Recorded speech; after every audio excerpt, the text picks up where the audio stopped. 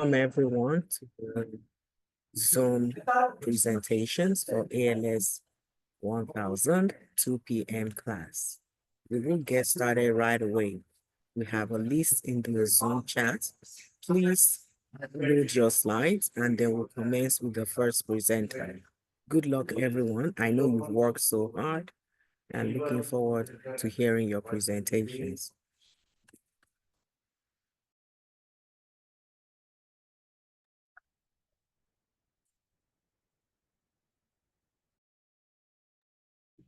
Professor?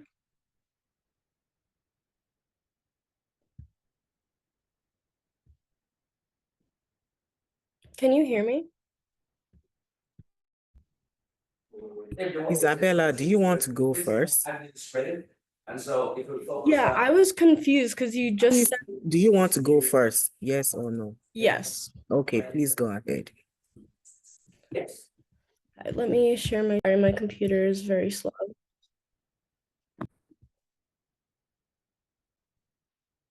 Um, okay.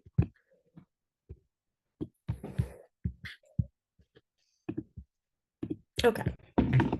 Sorry for the confusion. Very slow. So this essay is about my journey exploring the deeply individual and multi-faced nature of identity. For me, identity goes beyond traditional racial categories. As someone who identifies as Italian American, I reject simplistic classifications like Black, white, or brown. I believe identity is rooted in DNA, family origins, and culture. I care deeply about being recognized as Italian American rather than just white or Caucasian because my heritage and upbringing blend American and Italian cultures in a way that is unique to me. So, the classroom discussion that we had on identity got me thinking about how people see themselves and how others perceive them. Hearing my classmates share their diverse backgrounds gave me a sense of pride in my own identity. And it was fascinating to learn how others view the race, ethnicity, and culture. It also made me reflect on the ways we all prejudge, even when it's not meant negatively. Talking to my boyfriend about his identity gave me even more insight. He identifies as Colombian and told me that his family rarely uses the terms like Hispanic or Latinx. Hearing his experience opened my eyes to how personal and culturally specific identity can be. As I listened to Dr. Ortiz's podcast and watched videos about the pride and resilience of people of color, I realized how much history influences identity. For many, identity is a source of pride and a way to ensure the struggles of the past aren't forgotten. So, as I mentioned before, traditional categories like Black, white, and brown fail to reflect the richness of personal identity. For instance, individuals with light skin might identify as Latinx, showing that skin color alone doesn't define cultural heritage. Such oversimplified labels erase nuanced identities, particularly for people of mixed or immigrant backgrounds, forcing them to conform to inaccurate classifications. This creates discomfort and misunderstanding about one's true identity. During our classroom discussion, students shared how their identities don't always align with others' assumptions based on their appearance. These judgments perpetuate stereotypes, even unintentionally, leading to feelings of exclusion or the need to prove one's cultural identity. This hinders genuine understanding and respect for individual diversity.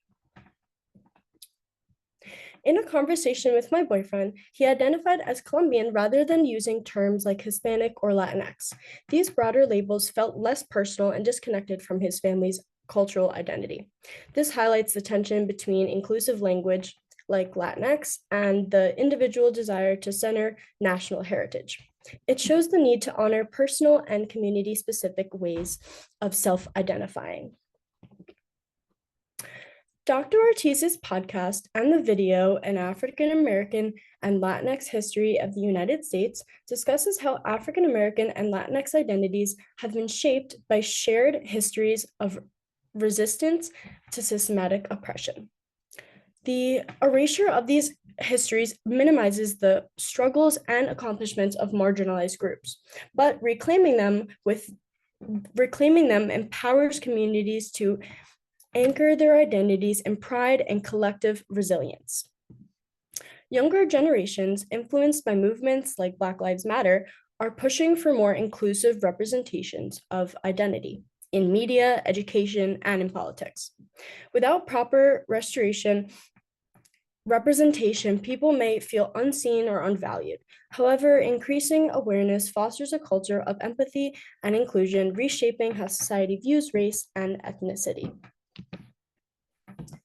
Identity is a personal and complex going beyond simple racial labels. While oversimplified categories and stereotypes limit self-expression, movements and open conversations help people embrace their heritage and build understanding across communities. So I wanted to show a quick video. I'm not going to play the whole thing.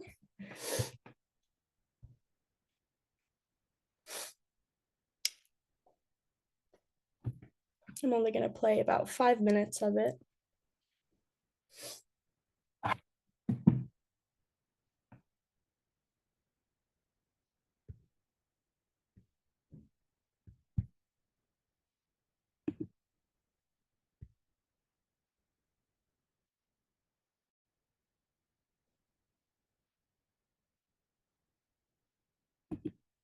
Okay.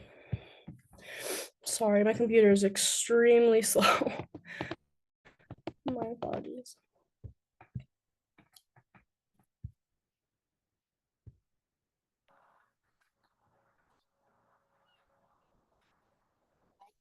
There will be more. Much like gender, race is a socially constructed category. In this case, it's used to categorize people who share biological traits that a society thinks are important. So you might be wondering, how can race be both a social construct and something based on biology? Well, the key part of that definition of race is the last part. What a society thinks is important. Sure, skin color varies widely across regions of the world, but so does eye color. And we don't consider people with blue eyes a different race than people with brown eyes. And while physical traits are often used to describe or identify a race, they're not always applied consistently. Take, for example, the so-called one-drop rule in the United States, where even the smallest amount of African American ancestry is enough to classify someone as Black rather than white. The opposite, however, isn't true. Someone with one Black parent and one white parent is almost never considered white. Plus, people from different places or different time periods have defined racial groups differently. Nowadays, light-skinned people of European descent are typically considered white in the United States. It doesn't matter whether your heritage is British or Irish or Italian or Polish or German, you're just white. But that wasn't the case a century ago. In the early 1900s, anyone who wasn't white Anglo-Saxon Protestant was considered ethnic.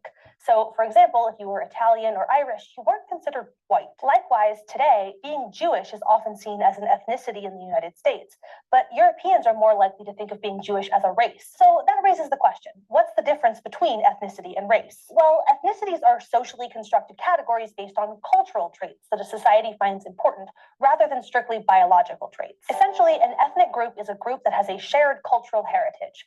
Language, traditions, religion, these are all types of culture that can determine your ethnic background. Two people of different races might share an ethnicity, and conversely, two people of the same race might be of totally different ethnicities. Japanese and Vietnamese people are both considered Asian, but they come from different cultural backgrounds. In fact, a term that many people think refers to race, Hispanic, actually refers to ethnicity. To explore this a little more, let's go to the thought bubble to talk about the difference between the terms Hispanic, Latino, and Latin American. The term Hispanic first appeared as a racial category in the US Census in 1970 as a way of describing those whose heritage originated in a Spanish-speaking country. Before then, the census referred to those people as Spanish Americans, even though tracing back their origins to Spain would mean going way, way back for many of them, and for others, it would be totally inaccurate. But in day-to-day conversation, most people from Spanish-speaking backgrounds were usually referred to by the country of their heritage, like Mexican American or Cuban American, or sometimes more broadly as Latin American. This last term is also where we get the word Latino and the degendered Latinx. It's a shorter version of the Spanish word Latinoamericano, and it refers to someone whose heritage originates from nations in the Americas that are south of the United States, including Mexico, all of South America, and the Caribbean. Now, not all Hispanics are Latino. Being from Spain, for example, makes you Hispanic, but not Latino, and not all Latinos are Hispanic. Brazilians speak Portuguese, meaning that they are not considered Hispanic. But regardless of which term you're using, Hispanic or Latino, neither of these distinctions are based on physical appearance. Unlike race, which is based on observable physical traits, ethnicities aren't. And in fact, two people of the same ethnicity can be entirely different races. For example, both Cameron Diaz and Rosario Dawson are Cuban Americans, which means they are both Hispanic, but Cameron Diaz is white and Rosario Dawson is black. Thanks. All right, so that's all I'm going to show for that video. It's quite long, but I thought that was really interesting. So I wanted to show that. And then here we go. Okay. So traditional racial categories like black, white, and brown, as I've mentioned previously, often fail to represent diverse cultural identities. A 2020 Pew Research study found that 67% of multicultural Americans face misidentification based on appearance, while 42% of Latinx adults prefer identifying with their family's country of origin rather than broad terms like Hispanic or Latinx. This disconnect can lead to feelings of invisibility and the need to explain one's identity. Prejudice based on appearance influences perceptions, with 78% of people of color experiencing microaggressions tied to assumed identity. Misidentification also impacts self-esteem, particularly for multicultural individuals. Broad terms like Latinx are rarely used, with only 3% adopting it, while most prefer specific national identities like Colombian, as I mentioned, my boyfriend does, or Mexican, highlighting the importance of heritage over general labels. And I found this pretty interesting just because when we had our group discussion, our class discussion, a lot of people identified as Latinx. So that must be like a new modern term getting adopted more recently. And then lack of diverse representation limits identity and understanding. A 2022 Nielsen study found that 78% of Latinx and 81% of Black viewers feel unrepresented in TV and film, while authentic shows like Black Panther and Encanto boosted cultural pride. In schools, only 9% of US history lessons include Latinx or African American perspectives. Inclusive curriculums make students 40% more likely to feel positive about their cultural identity. Movements like Black Lives Matter and immigrant rights advocacy have strengthened cultural pride, with 72% of young people of color feeling more confident in their identities and fostering community resilience. So I had some final thoughts. Identity is shaped by culture, family, and individual experiences. Embracing diversity builds understanding and inclusivity across communities, and authentic representation and inclusive labels build pride and understanding. So from listening to me talk about this topic and watching my presentation, also with the information you have on your own and your own ethical background and stuff, how do you identify? How do you define your identity? Did this make you think any differently or not? But yeah, you don't have to answer. I just wanted to like put that out there. And then my sources. Very good, Isabella. Thank you. Very good. All right. So sorry, earlier I had a lot of background noise, so I had to sort of mute myself, but welcome again to the 3 of the ALS 1000 final presentations. And this is the 2 p.m. class. I know many of you have sent me messages that you were ready today, but priority on a first come, first serve basis is going to go to those that have signed up. And if we have additional time at the end, I will be happy to have you present. If we don't have no shows for those that have signed up, then of course, you know, if you're here and you're ready, I'll be happy to have you make your presentations. So just a little bit info for those of you just joining us. Make sure that if you make your presentations today, your PowerPoint slides are uploaded by 11:30 p.m. tonight under the assignment tab, you're going to see a folder, final presentation. Not in week 15. If you post it in week 15, you're only getting 1 point because week 15 folder is for the reflection. If you want your full grades, it's going to be posted under the final presentation folder. I also have extra credits still available. Look under the assignment folder. Week 14 and week 15 reflections can still be turned in. The deadline is tonight, Tuesday, December the 10th, International Human Rights Day, by 11:30 p.m. So week 14 and week 15 reflection and the 4 extra credits, including your final PowerPoint presentation, if you've made your presentation today, should be uploaded by 11:30 p.m. today, Tuesday, December the 10th, by 11:30 p.m. Without further ado, we're going to go to the next presenter. I see Brendan is here. Okay, Kaya, all right. Is it okay if I go next? Yes, please. Okay. Let me know when you're ready. So I want Hi, so I'm Kaya and I'm doing my presentation on Hispanic mental health. So I wanted to start off by presenting some data. In 2023, Hispanic adults were 60% less likely to have received mental health treatment than non-Hispanic white adults. And over here on the right, I have a little graph that depicts feelings of sadness, hopelessness, worthlessness, or the feeling that everything is an effort all or most of the time among persons age 18 and over. So Hispanics felt sadness 1.4 times more than non-Hispanic whites, 1.5 times more hopelessness than non-Hispanic whites, about the same in worthlessness, and everything is an effort. So I want to start off by talking about gender roles. Gender roles play a significant factor in mental health due to the strong social expectations that come along with them. So let's start with machismo. In many Hispanic cultures, machismo emphasizes traditional ideas of manliness and strong masculine behavior. This belief system can create barriers for Hispanic men when it comes to seeking mental health care. Why? Because they're often expected to hide their emotions and vulnerabilities. This pressure not only affects how they manage their feelings, but also impacts their relationships and ability to cope with stress. Men may feel they have to stay strong and suppress their negative emotions, which can lead to unaddressed mental health challenges.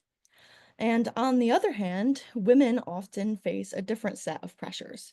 Many are expected to prioritize taking care of others, family, friends, and community before themselves. While caregiving is valuable, it can also lead to feelings of burnout or anxiety when women neglect their own needs and well being. These strict gender roles, machismo for men and Marianismo for women, can make it difficult for individuals to recognize their mental health struggles or seek professional help.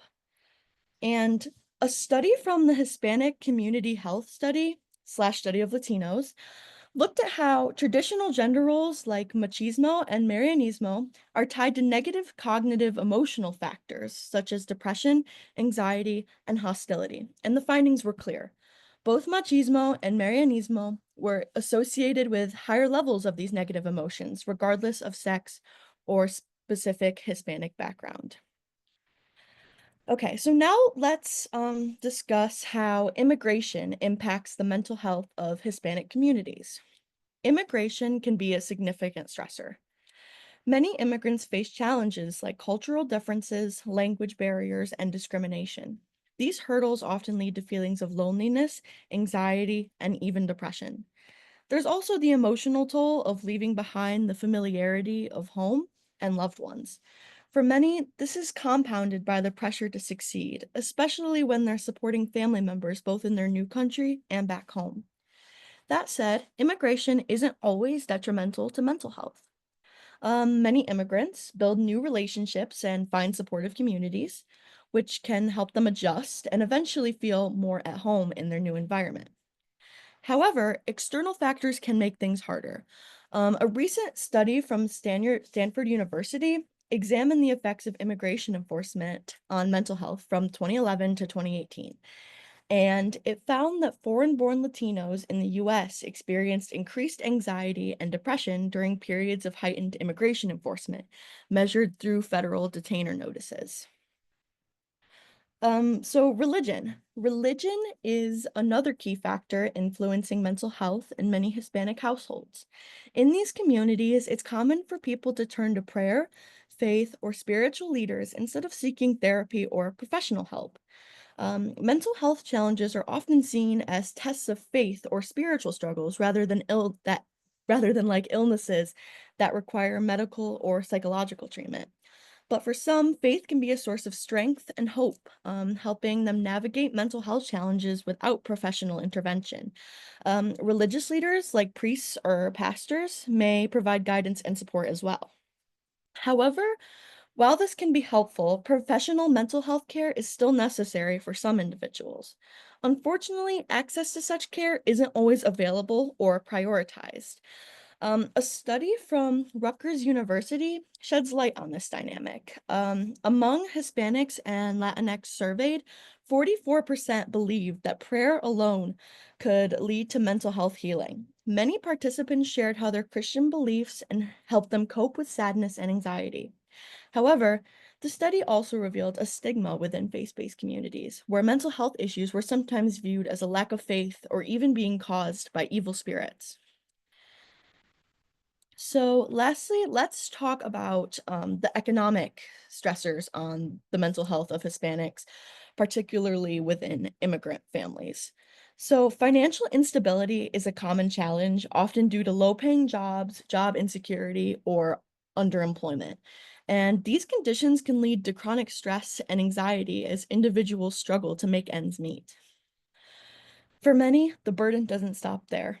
Immigrant families often feel intense pressure to provide not just for themselves in their new country, but also for family members back home.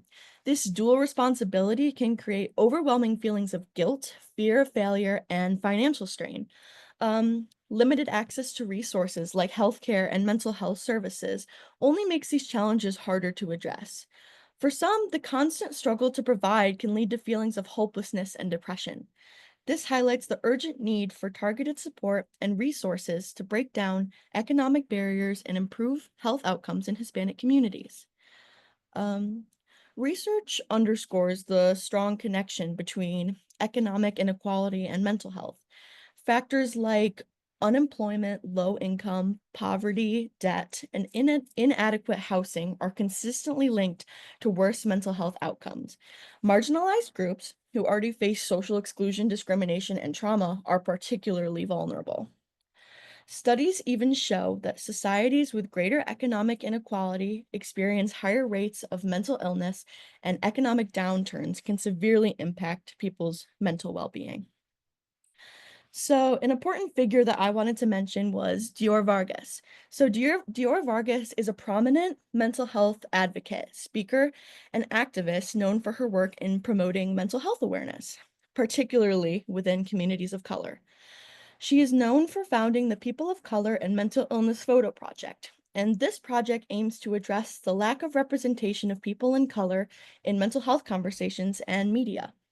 So, by sharing photos and stories, the initiative humanizes mental illness and highlights its prevalence in diverse communities.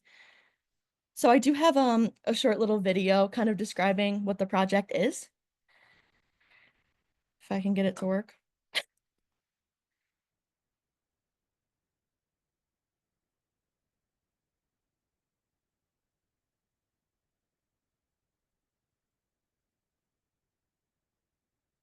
Okay, I don't think it's gonna work, so I'm just gonna kind of describe it. If I can get back in presentation. So basically, a bunch of people of color that have like never talked about their mental health struggles before. This project, she actually had people submit pictures of like signs and made them hold up like what they were struggling with. So people that had never even told their families that they were struggling with something would hold up like pieces of paper, like saying, like you can kind of see in the thing, like my name is, and they would put their name and then what they're struggling with. And it really helped a lot of people to like feel seen and not alone, because oftentimes she mentions that a lot of the times we focus more on like white female mental health instead of mental health of people of color. Okay, so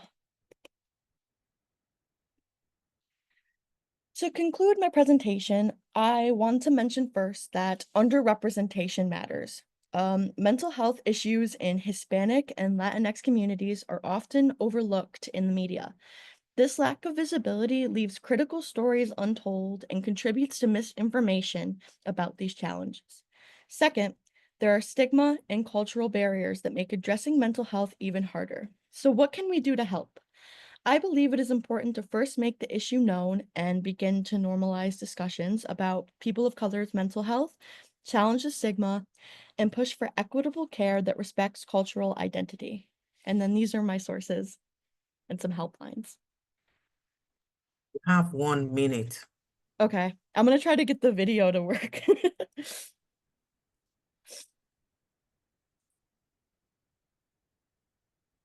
I'm not sure why it's not. In the meantime, what made you decide to write or work on this topic? Okay. What really like prompted me to work on this topic is that I struggle with mental health issues like on my own, and I never really kind of thought about like how other races and like ethnicities aren't being represented enough. And like you always see like white people kind of talking about mental health, but people of color, I feel like they're kind of left behind. And my significant other he is Hispanic, and I feel like he has mental health problems that he can't really talk about because his parents, it's with those strict gender roles, it's hard for them to really understand. And I want everyone to feel comfortable to talk about their mental health issues without being stigmatized. All right, thank you very much. Thank you. Next is Haley. Haley? Hello, everyone. I'm Haley O'Connor, and I chose to do my presentation on the theory of labeling. So let's get into it. My presentation will be on labeling theory, which is different, but I think it's important to first understand what labeling is, and then the little details about it. So basically, labeling is a word or phrase used to describe a specific characteristic or quality about someone, often used to categorize or identify them. It can be either positive, negative, neutral, or it can be self-applied or applied by others. A lot of the time when we think of labeling, we think about the negatives. Negative labeling can be detrimental and lead to stereotyping. Consequences of negative labeling can lead to decrease in one's potential or confidence. But as we often think of negative labeling, there are also many positive labels that get very underlooked. So for positive labeling, it can lead to empowerment and motivation by using terms such as beautiful or confident when describing your friend in a conversation. It may boost their mood or ego a little bit, which can in turn make individuals feel valued or confident and capable. One common example used in the education industry is gifted versus troubled. Being labeled as one of these at such an early age helps set up the way you think about yourself and also how you think others think of you. So it affects a large portion of your personality. So now that we know some simple definitions and examples, let's talk about something more specific. Labeling theory. So labeling theory is a sociological concept that states that individuals can come to identify and behave in ways that labels are assigned to them. So if you assign someone a label, they're more likely to adapt to that label. So I have this video here. We won't watch a huge portion of it, but I think it just better understands. You know that if you label someone as a criminal, it can actually increase their likelihood of becoming an actual criminal?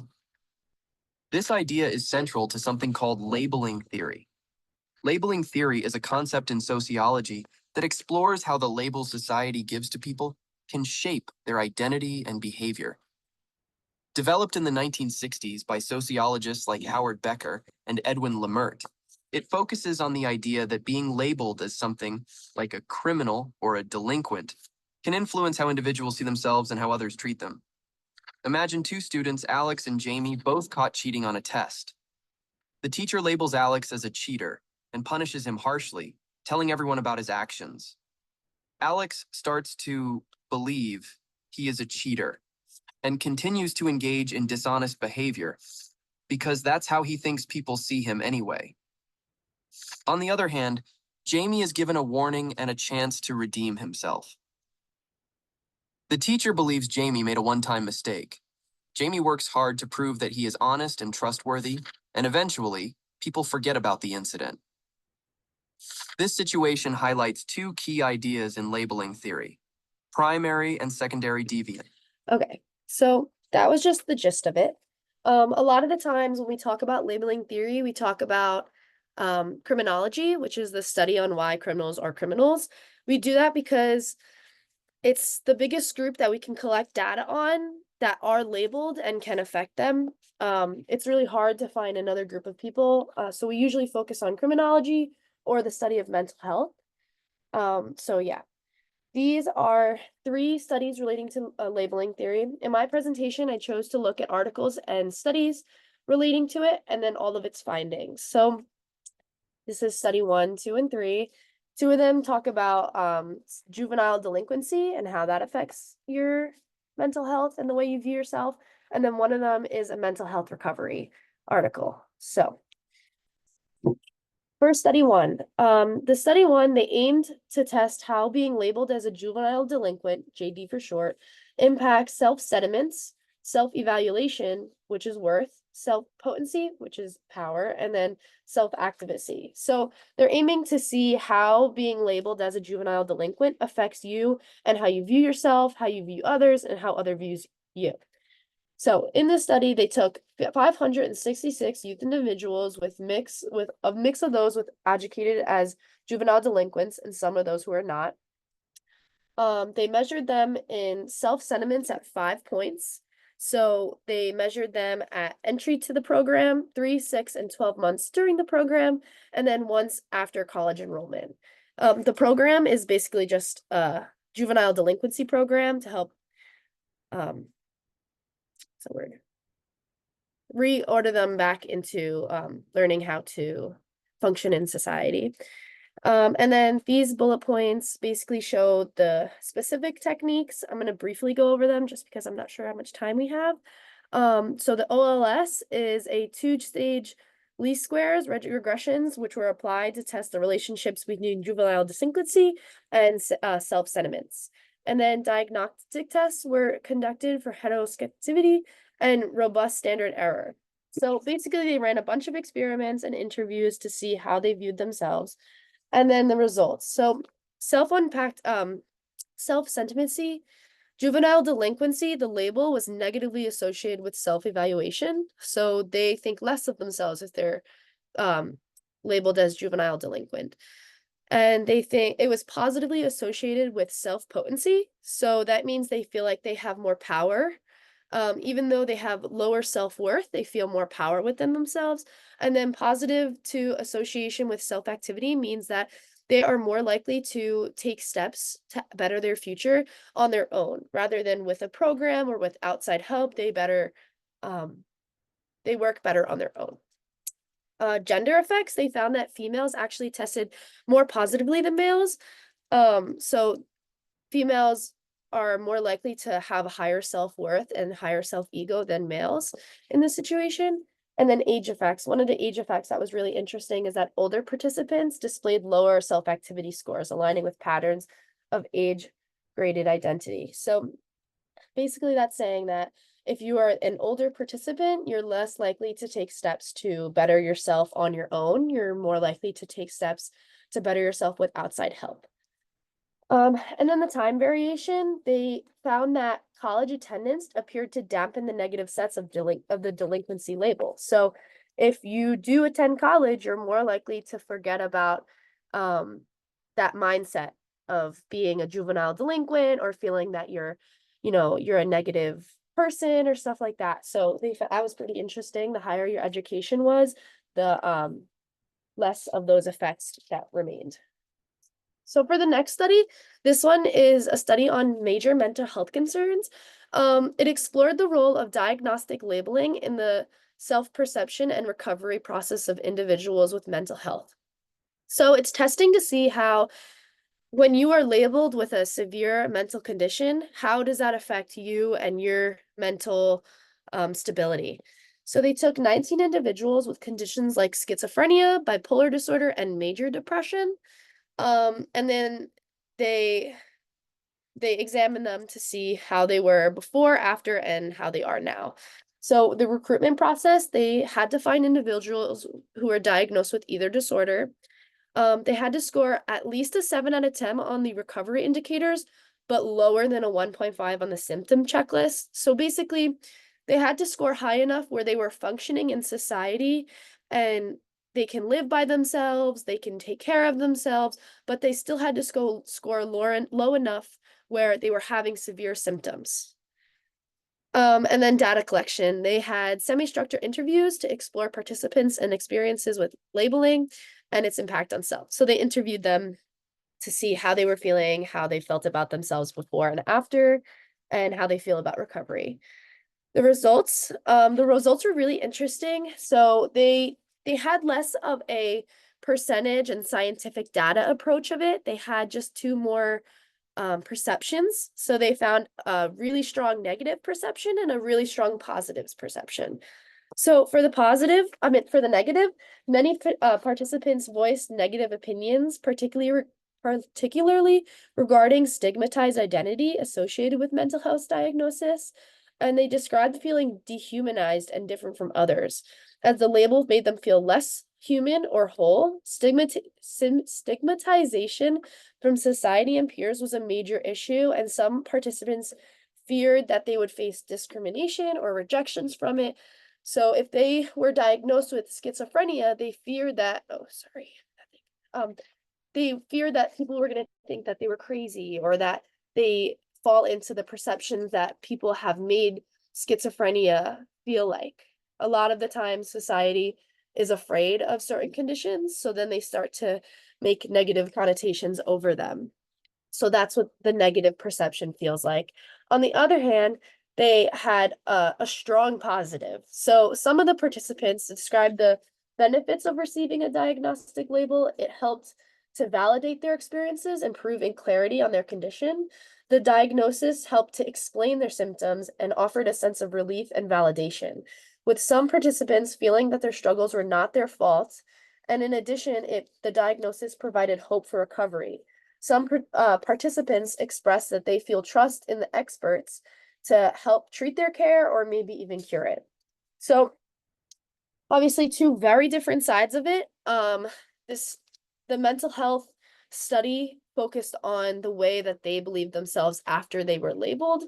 And I thought that was really interesting. Which brings us to our next study. So for our next study, the aim was to research the effects of official labeling in delinquency by using robust influences. And it also explores the mediating roles of self-concept, pro-social expectations in the process. So they took 677 high-risk individuals, primarily youth, who enrolled in the CAR program. The CAR program is a program for youth intervention designed to address risk factors. So basically they conducted a round of interviews again, and then they followed up. They found that after being labeled as a juvenile delinquent, you are 23% more likely to get arrested or get in trouble by the span of wave 1 to wave 2. Basically, this study just says that if you are labeled as a juvenile delinquent, you're more likely to continue that behavior later in life. So in conclusion, labeling plays a significant role in shaping individuals' identity, self-perception, and behavior, both positively and negatively.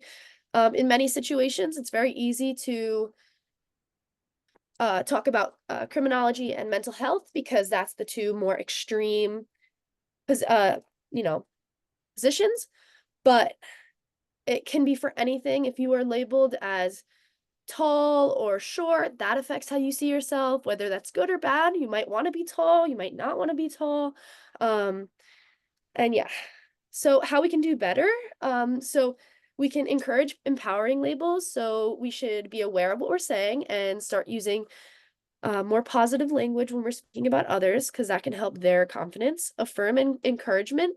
So you want to help encourage your friends if they're feeling down about a test or something. You want to help say, you are smart, you know, you are learning, blah, blah, blah. And reducing stigmatization and social isolation and changing systemic labels. So really be careful when we are talking about things like mental health and situations where people feel unsafe or insecure in, and help reform that into a better and more help and supportive community. And then this is my reference page. So yeah. Thank you so much. I wish we had so much time for you to expand on the discussion, but it was very, very interesting. Thank you Thank very you. much. Next we have Brandon. Brandon, apologies if I butcher your names.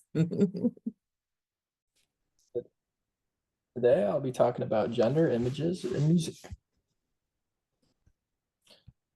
One second. Okay. The screen, the window's so big, I don't know how to get rid of that. Okay. Gender image is a representation of gender identity and expression.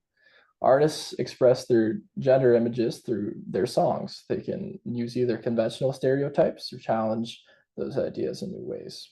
Music mirrors societal values, struggles, and changes. Gender roles in music influence people.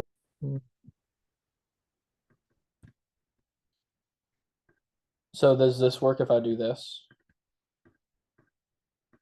From slide to slide? Them right now. Okay. Gender images in music. Introduction. Gender image is the representation of gender identity and expression.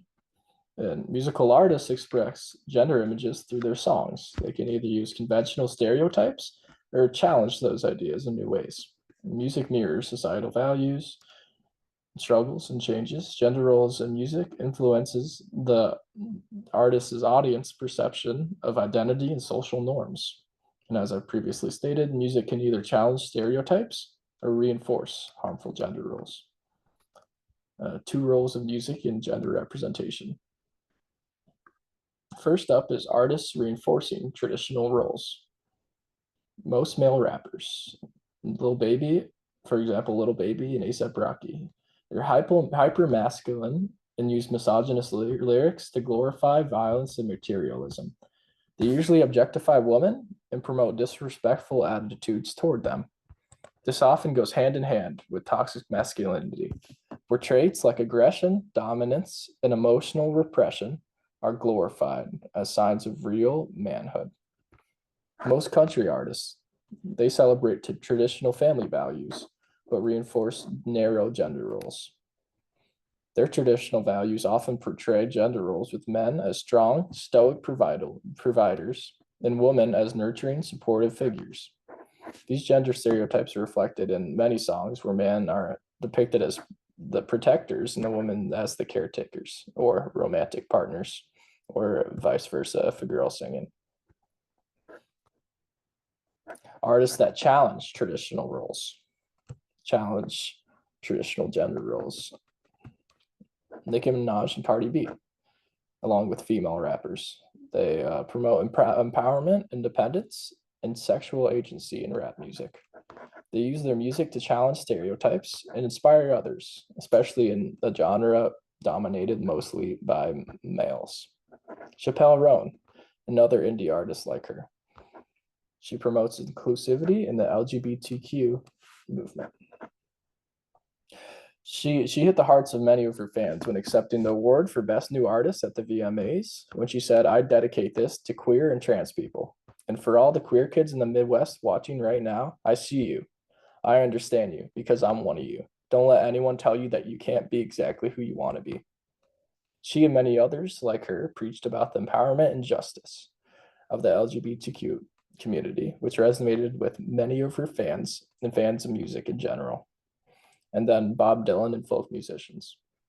His folk music and others address civil rights and gender equity, encouraging activism. See, but how far does it go? How far does the difference between traditional and non-traditional roles play? And what do people think about them?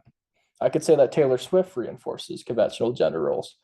Most would disagree. Why? Well, she has a massive fan base and she's talked about gender equity in the past. Yes, she talks about the traditional love between a man and a woman, but that doesn't mean it's a bad thing. It's how she identifies herself and how she can express herself. Meanwhile, in rap music, although they are in most cases talking about their culture, they use derogatory words that could often offend certain groups of people. This shows the difference of traditional values expressed by the artists. Body image. Music videos. Women in music videos are often depicted in roles emphasizing beauty and sexuality, reinforcing objectification. In an abundant amount of music videos, artists, especially females in rap, try to emphasize their sexuality. As we can see, Cardi B and Megan Thee Stallion are prominently showing their sexuality by wearing these outfits and makeup, and the music video content as well as the lyrics.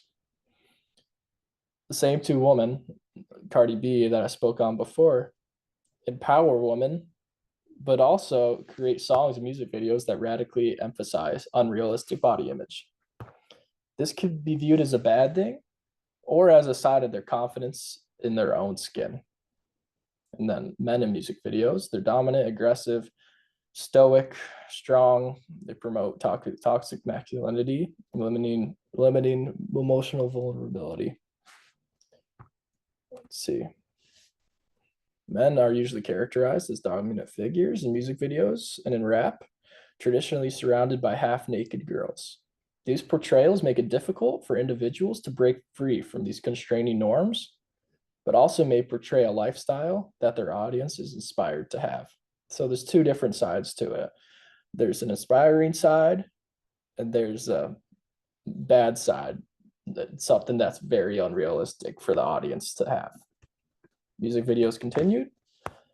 Cultural variations. Music videos can reinforce conservative gender ideals in some regions or promote progressive narratives in others. I learned throughout this course that it's widely accepted that culture has traditional roles it follows, and that it shouldn't be scrutinized for having stricter gender expression.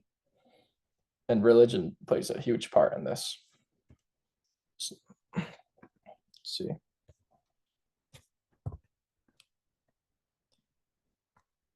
Social media. Platforms like TikTok and Instagram allow for more diverse representations and the sharing of different interpretations of gender. This can empower individuals to create their own narratives, challenging mainstream portrayals, or it can give unrealistic expectations. When you're scrolling through and you see like a girl or a guy that has an amazing body and a great face, you're like, I want that, but it's unreal, and it puts yourself down and it makes you feel worse. And a lot of these artists do that. Social media has continued. Many artists break stigmas and speak out against people that discriminate against the LGBTQ community, such as Chappelle Roan, Taylor Swift, a lot of pop artists, and then the artists who talk about provocative and demeaning material don't speak about it at all unless they're interviewed. The reality. There are two sides to everything. Whether it's traditional values, such as a man and a woman, or a man giving all the money to the woman so they can make her do what they want, like toxic masculinity and suppressing your emotions. That's traditional values versus non-traditional, such as accepting different realities and different ways of expression, such as the LGBTQ community. And another two sides could be feeling good in your own skin versus unrealistic expectations. And another one could be toxic masculinity versus the inspiration of male figures. And we've learned in this presentation that rap is the most extreme form of equity, which is why I touched on it a lot in this presentation, because they could either be the best at promoting the inclusivity or the best at reinforcing traditional roles, masculinity, or female unrealistic expectations. But all these ideas are subjective and up to the viewer to decide for themselves. But most people focus on the feeling. Most audiences focus on the feeling they express from the music and disregard the lyrical material. In my personal experience, I've seen the impacts of both sides. Many of my friends enjoy listening to rap music, though it seems as though these rappers only talk about bitches and money. I understand the complex so many people of my age have, which is that if the beats are good and the flow is right, rap can be a very enjoyable genre. And though we oftentimes disregard the meaning of the lyrical material, we still sing along to the catchy parts of the songs. Any questions?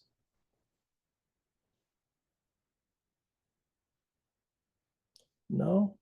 All right. That's the end. All right, thank you Oh, very sorry. much, Brandon. Let's go now to Jason.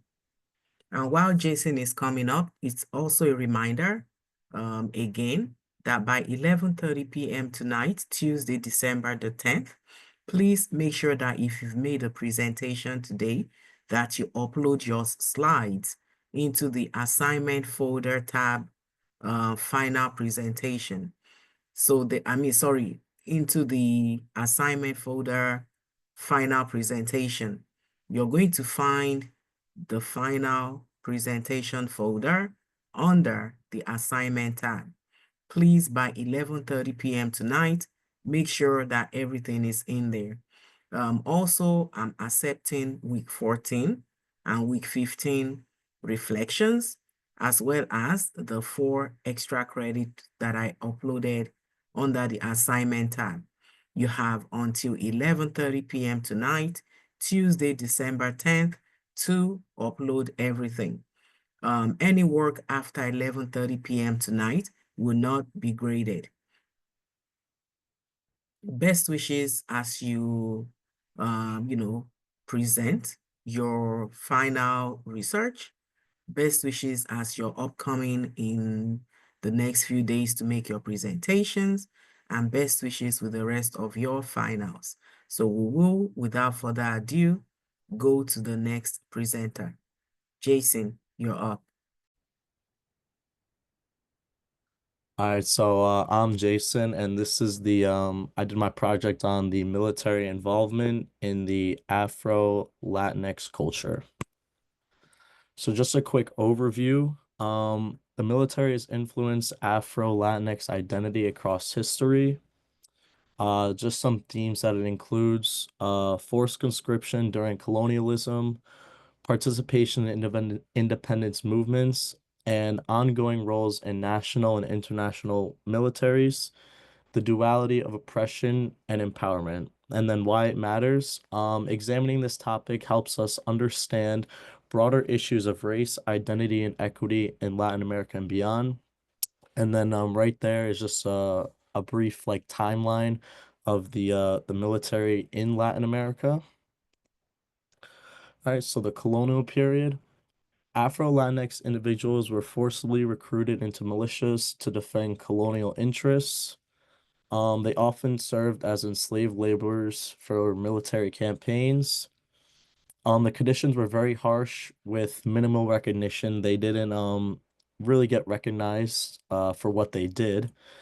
And an example was Afro descendants defending Spanish territories in the Caribbean. Contributions to independence movements. Vicente Guerrero, a leader in Mexico's independent movement and the first Afro-descendant president, really is a key person that led to the independence. And Afro-Latinx soldiers fought for both national independence and their community's liberation. Central to independence yet marginalized post-liberation and independent movements in Venezuela, Colombia, and Haiti also had significant Afro-Latinx involvement.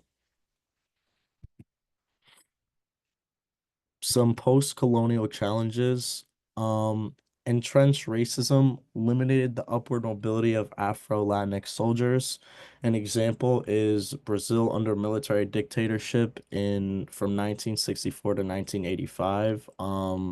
The military really controlled everything there. They really had no choice. Anything they said went, and that's just how it was for a very long time.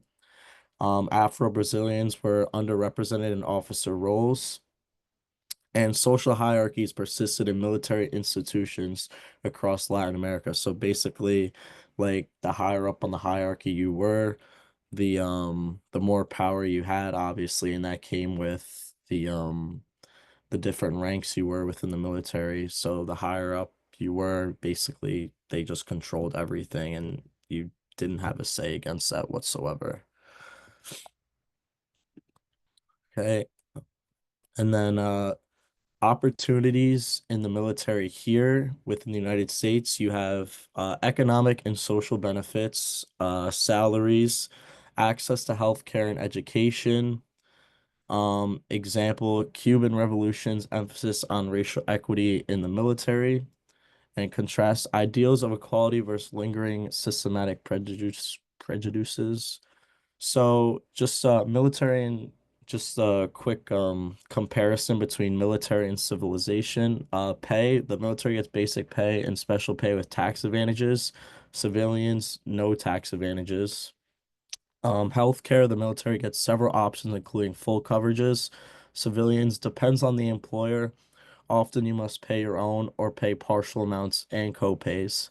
Housing, you get housing provided by the military. If you live off base, the military provides a basic allowance for housing and it's tax-free. And then if you're a civilian, usually you cover all costs, whatever that comes with, bills, everything.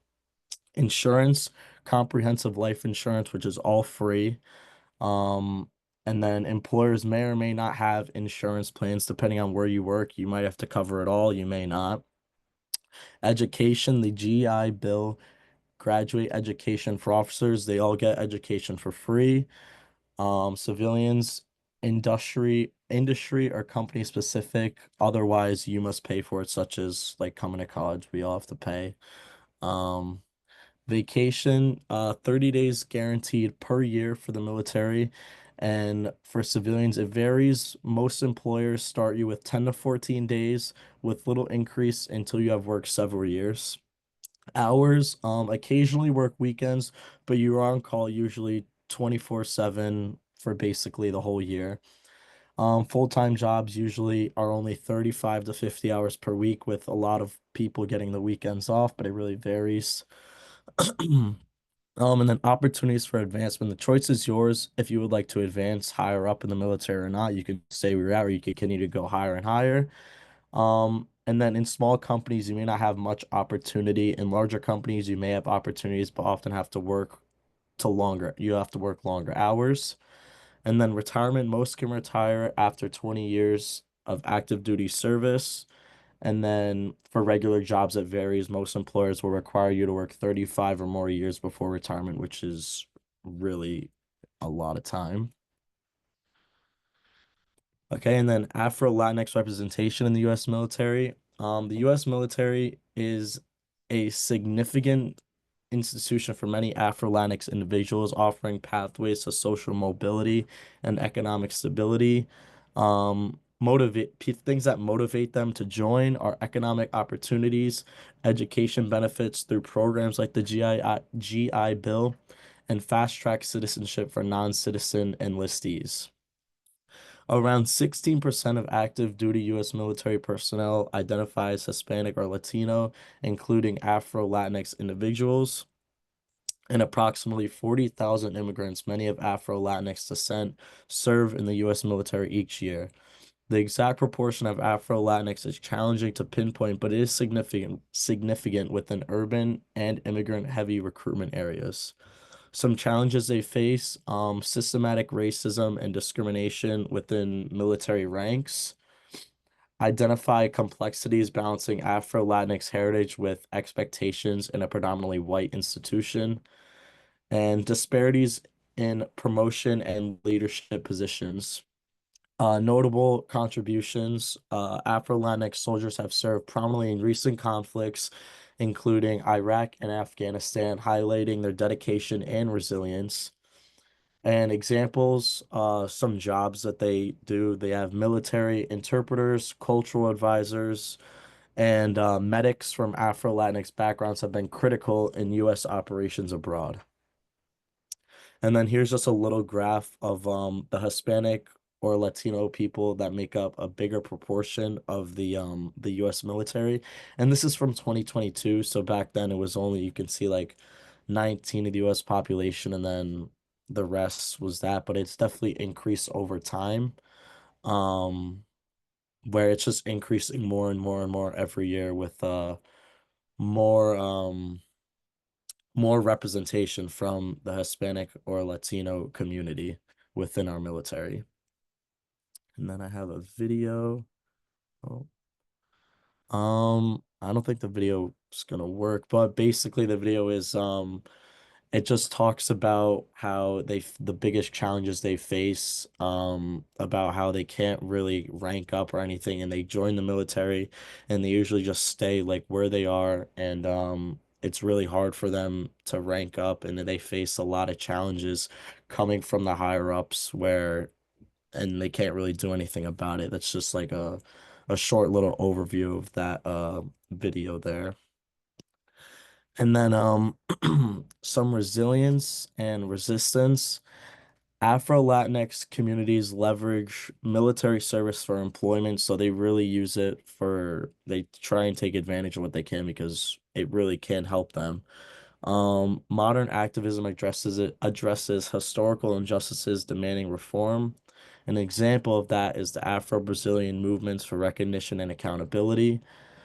And the legacy of figures like Vicente Guerrero inspires continued resistance, which I talked about earlier, the big impact he have.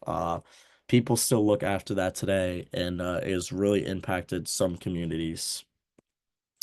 And then just a quick conclusion. Military involvement reflects both oppression and empowerment for Afro-Latinx individuals. Historical legacies of racism continue to influence contemporary experiences. The military offers opportunities for social mobility, but also reinforces systematic inequalities. And Afro-Latinx resilience challenges these inequities, fostering a legacy of resistance and strength.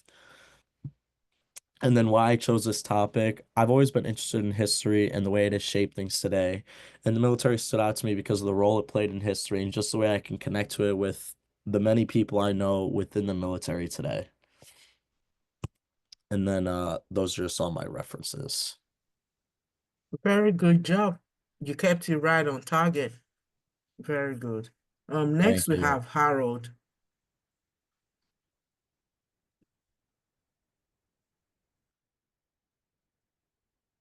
If Harold is not here, then I would like to call Alexandra. Harold, going once, going twice. Alexandra, going once, going twice. Then I'm gonna call Samantha. Samantha, are you ready? Mhm. Jason, what made you share a presentation on US military and Afro-Latinx? So basically, like, I don't know, I just always like the history behind things. And I know a lot of like family members and friends that serve in the military today. And Okay, it just really got me interested in like the background and how much how much it represents today. So all right, thank you. All right, I see Samantha is here. We'll get started whenever you're ready. Okay. I'm ready. Okay, please go ahead. So, my topic today is going to be Black female athletes and overcoming racial adversity and oppression through sports. And I'm taking a very personal approach, and I would like to offer anyone the opportunity to stop me and ask questions anytime throughout the presentation, because it may go quick, even though I'm going to elaborate as I can. but I'm going into the story of Simone Biles' life and her personal struggles and how she overcame said struggles. So first, I'm just going to start off with some historical context. And this is from a sociologist's point of view, because I also do minor in that. So this had a really big correlation in my presentation today. So in the conversation of oppression and gentrification that has been historically constructed in the United States, African American people make less income than their white counterparts and on average are stuck in worse neighborhoods. Some may say that this might have a lot to do with the wage gap in the United States, where the top 10% has 30% of the wealth in the United States total. But this is a part of a bigger issue of generational wealth and the historical leaps and bounds that African American people have had to cross before being even commonly allowed to accumulate wealth, like of their white counterparts being able to accumulate generational wealth over time. They just haven't been afforded that same opportunity. So I'm going to start off with some empirical evidence of racial bias and racism that we still face. So there was an experiment done by a Harvard professor, Mr. Senthil Mullainathan, and it's actually called the Mullainathan experiment. And Marianne Bertrand, a professor at the University of Chicago, which included sending thousands of resumes to employers that were statistically identical with the same amount of prerequisites met, with everything except the independent variable being manipulated. Of half of the resumes had generally white names and the other half having generally black names. The results of the white names being ended up being 50% more likely to result in a callback interview, which just shows institutional racism, which is really prevalent in our institutions today. Although we're taught, or at least personally from my experience, I've always been taught as a child, like for racial equity, but there's still a lot of forms that we experience it every single day, that aren't really under a microscope. So this information reinforced an idea of racial bias to this day, and not by one or two hateful actions of an individual, but institutionally. Um, Notions like these are absolutely harmful to society because they perpetuate further norms of economic instability, poor living conditions, and susceptibility to falling into drugs. So who is Simone Biles? And she's the main focus of my presentation today. She had an unfortunate fate as a child, being born into a family with consistent drug issues. And some background information could be she stands at 4 foot and 11 inches. She was born in Columbus, Ohio, to Shannon Biles and Kelvin Clemens. Both of her parents actually struggled with addiction, and her mother, who raised her alone, struggled to do so. From interviews, she revealed that a quote from her is, "Growing up, my biological mom was suffering from drug and alcohol abuse, and she was in and out of jail." Simone said she never had a mom to run to, and she always remembers being hungry and afraid. She was in and out of foster care until she was about 6 years old, and her grandparents adopted her. Because of her unfortunate circumstances of upbringing, her biological grandfather and his wife stepped up to raise her. So here I have a video. I actually was. That delves a little more into her personal struggles as a child and just the adversity she had to face. foster kid, so I know some of those hardships that those kids go through. When my siblings and I entered foster care, it was because our biological mom was struggling with drug and alcohol abuse. I was 3 years old. I just remember like us as kids being so hungry, and then I just remember this cat that would get fed and not like quite us. And so we were taken, and thankfully, we actually got to stay in one foster home and we were all together. Simone spent 3 years in foster care, during which time her grandparents were frequent visitors. And it was like some of the best times ever. We were just so excited. When she was 6, they officially adopted her. And this new life soon led 6-year-old Simone to discover her passion. Were you on a class field trip when you went to a gym? What happened there? I never even heard of gymnastics before. I was just like, oh, I bet I could do that.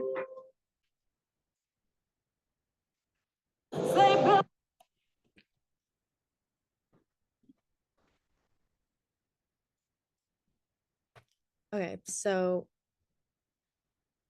some of these accomplishments, another person I'll be referencing too on the left side of the screen is Gabby Douglas, which personally I grew up as with my main inspiration for as a gymnastic representative person of color, because I also had one of those hobbies like when I was younger. And like personally, I have a connection to her because I looked up to her in means of wanting to pursue the same athletic goals that she had. So the accomplishments of athletes like Biles and Gabby Douglas have not only brought them to personal success, but also served as a source of inspiration for many, including myself. Their visibility in sports highlights the potential for athletes from marginalized backgrounds to excel. Um, a most recent example, which I was tuned in for, was the 2024 Olympics, where Biles showcased her talents, capturing the world's attention and emphasizing the importance of diversity in sports. Um, Representation matters deeply in sports as it can inspire young people from similar backgrounds to pursue their dreams. The impact of Black athletes extends beyond individual success. Their achievements contribute to changing narratives within their communities. They challenge stereotypes and demonstrate that talent and hard work can lead to success regardless of one's backgrounds and social constraints. This shift in perception is essential for inspiring younger generations and creating more equitable opportunities in sports and beyond.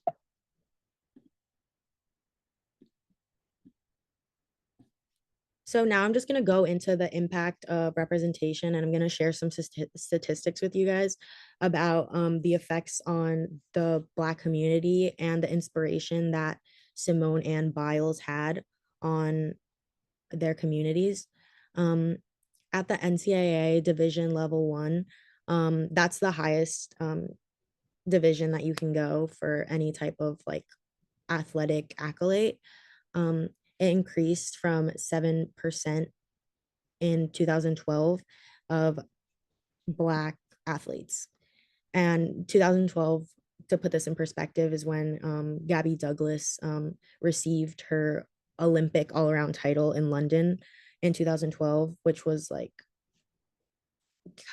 gained the most media attention. Like that's what I knew her from. That's where I got inspired from. Even just being a female. So yeah, the rise in participation among athletes of color since Douglas's golden moment in 2012 only was amplified by Biles' unmatched brilliance in the 2024 Olympics. So moving forward, I think it's crucial to continue supporting these athletes and advocating for systemic changes that provide equitable opportunities for all aspiring athletes, ensuring that the future generations can have accessibility and resources to pursue their dreams without the barriers that have historically held them back.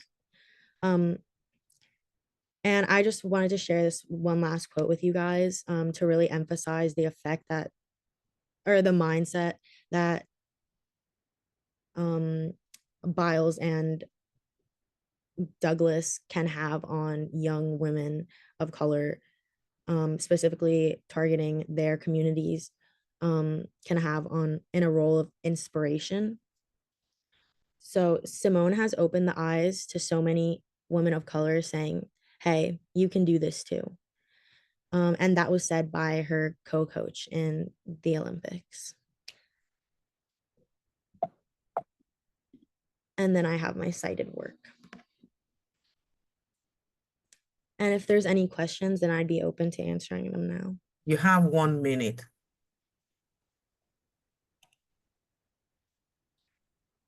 Okay, I can answer questions if anyone has one. Well, what made you decide to work on this subject or topic for your presentation or your overall research? I chose this because like I recently, like with the 2024 Olympics happening, I felt like I learned like on social media that Simone Biles came from a really like rough childhood, and I feel that people assume that when athletes are like really gifted, it's because they've had every single like when someone like they've had every single opportunity to, and like every single like handed to them basically. Like it's almost like when you assume that they're only good just because, like, I'm sure that their parents could pay for them to get private lessons, and like it goes to show that like that's not the case for everyone. And I feel like not enough people knew that, so I really wanted to bring attention to that and also address like systemic racism built into our like the United States, that completely she overcame despite all of these things.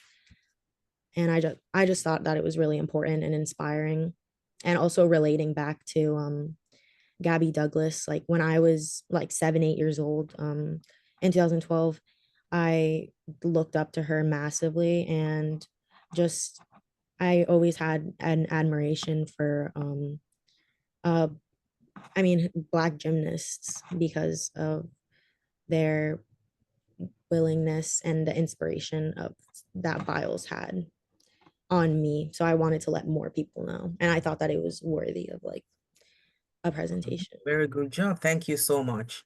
I'm just double checking if Harold or Alexandra are here. Thank you. Harold, going once, going twice, gone. The next person is Alexandra, going once, going twice, gone. I wish people who signed up and were not able to show up cleared their name off the list so that other students would be able to make the Zoom presentation today, because we had a limited number of spots available.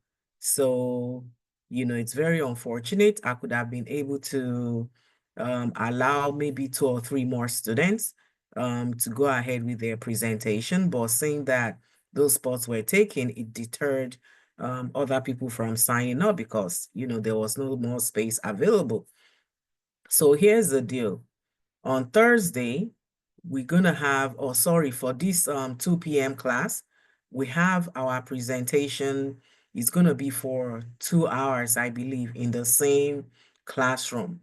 And I believe the presentation would start about 1 o'clock or so.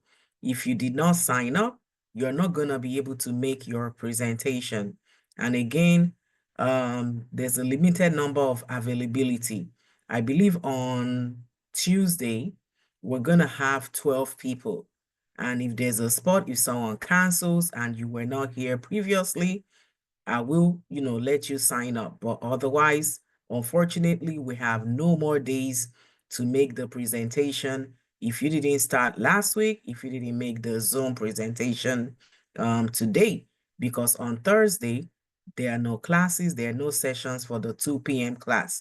So the next session will be the actual final exam day, which is next Tuesday.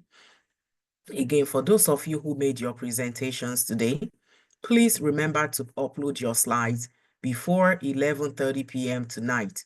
Tuesday, December 10th, so that you can get credit for as much of the points that you can accumulate. I also have the opportunity for you to earn up to 5 or 6 extra credit points. And again, due tonight by 11:30 p.m. Week 14 and week 15 work, I can accept, still available to turn them in. Week 14 and 15 reflection, all extra credit. And if you've made your presentations, today is the last day to upload them.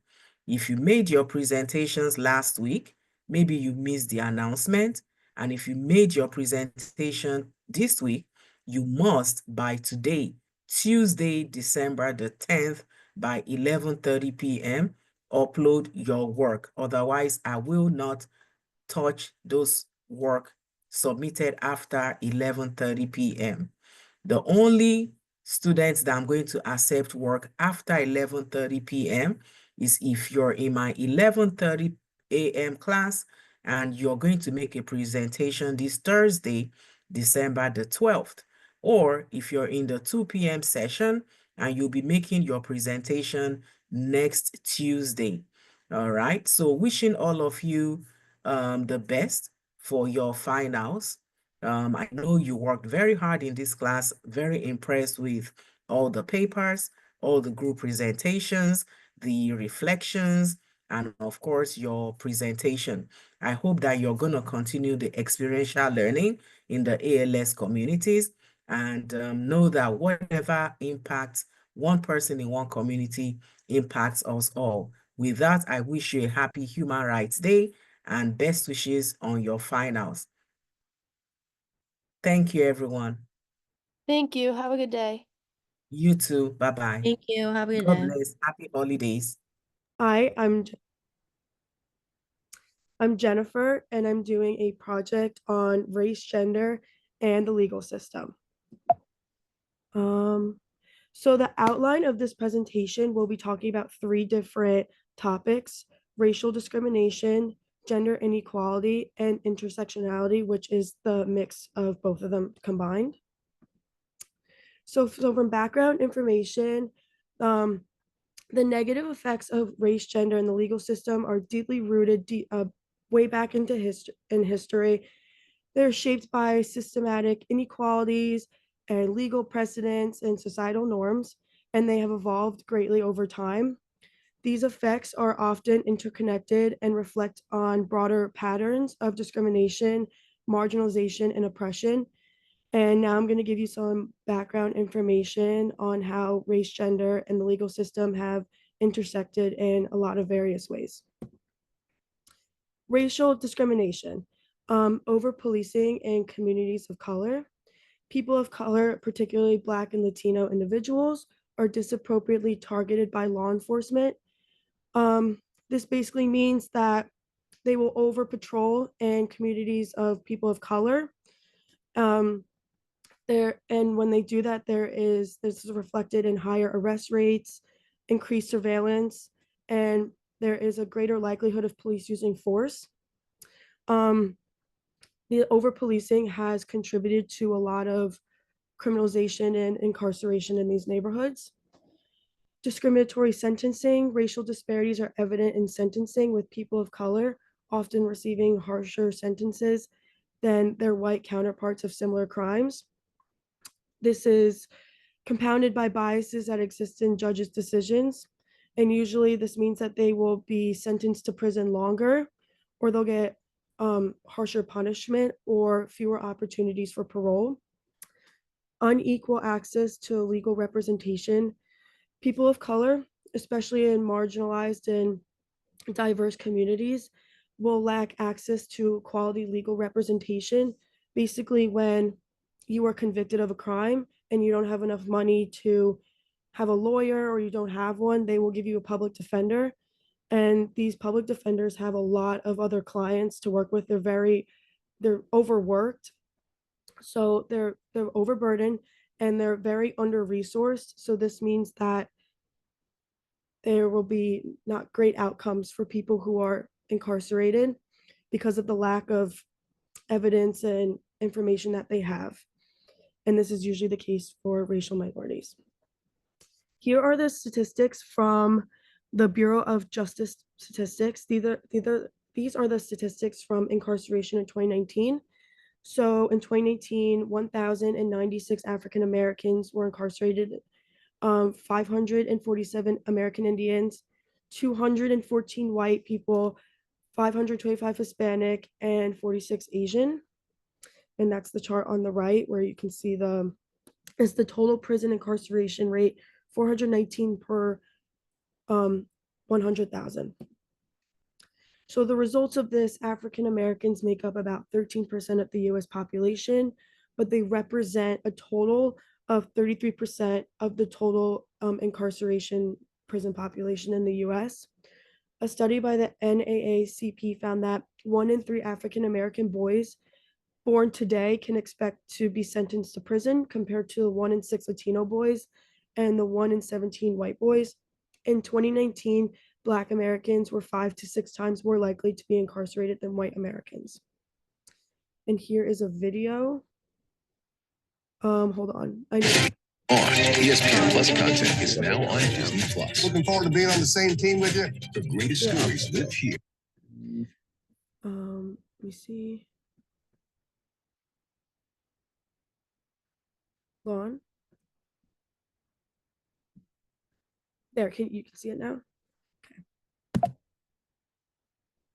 Mass incarceration means that we've got a very high rate of incarceration historically, comparatively. And the other thing is the rate of incarceration is so high, so socially concentrated, that we're no longer incarcerating the individual, but we're incarcerating whole social groups. The rate of incarceration now is about 5 times higher than it was historically. Historically, it was 100 per 100,000. Now it's about 500 per 100,000. If we look at prison, if we add jail to that, it's about 700 per 100,000. Nowhere in the world incarcerates as much as we do. We've seen extremely high rates of exposure to the criminal justice system for African American men with very low levels of schooling. So if we think about Black men who were born in the late 1970s and who are growing up through the American prison boom of the 1980s and the 1990s, the chances that they're going to serve time in state or federal prison if they dropped out of high school is about 70%. So going to prison for that group of Black men with very low levels of schooling, that's become a normal life event. That's really only happened in the last 10 years. We're at this point now where there's about 1.2 million African American children with a parent who's incarcerated. That's about 1 in 9. The research shows the kids who experience parental incarceration have diminished school achievement, they have behavioral problems, depressive symptoms, acting out. And there's also evidence that these kinds of negative effects associated with parental incarceration are concentrated more among boys than among girls. And there's a very real risk here that incarceration becomes an inherited trait. The underlying issue is we've chosen prison as a way to respond to that problem of crime.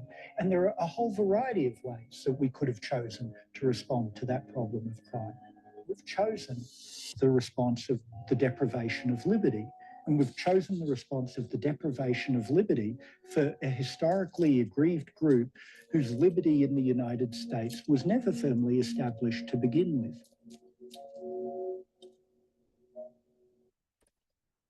Let me just go back to my presentation. Sorry, 1 second. Okay. You can see my screen now? Okay. So now for gender inequality, there's gender-based violence and underreporting. Gender-based violence, including sexual assault, domestic violence, and harassment, disproportionately affects women and gender minorities. Legal systems have historically failed to protect survivors or victims, often minimalizing or dismissing these cases. Rape culture, victim blaming, and lack of sufficient support for victims further discourage reporting or seeking justice. Because of the because of the dismissing of cases, a lot of specifically women are afraid to come forward with a lot of issues that they are having. Bias in legal proceedings.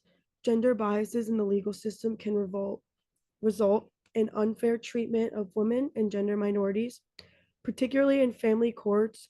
For example, when it comes to custody battles, the courts assume that mothers are, less capable of providing for the child financially, but the men may receive biased treatment in cases involving domestic violence or allegations.